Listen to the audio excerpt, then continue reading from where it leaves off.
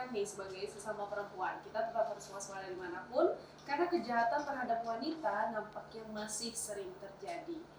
Seperti informasi satu ini, gara-gara pakai rok pendek, seorang wanita dihajar oleh 3 orang pria yang tidak dikenal sampai babak belur. Aksi brutal yang dilakukan sejumlah pria terhadap wanita muda ini tak bisa dimaafkan. Kepolisian Prancis membuka penyelidikan kasus pelecehan terhadap seorang wanita di Strasbourg. Wanita ini diserang hanya karena memakai rok pendek di siang bolong.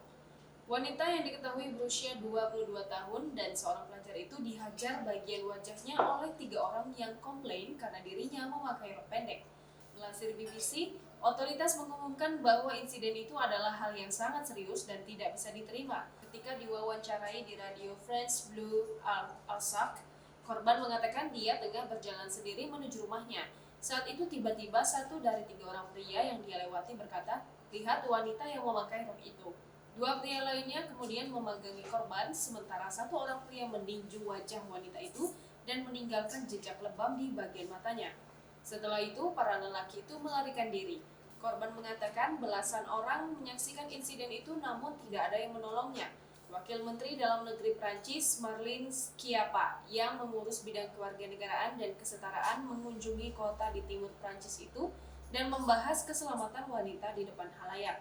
Dia mengatakan kepada France Bleu Alsace Radio bahwa rok itu bukan alasan untuk membenarkan serangan terjadi, apalagi wanita yang memakainya.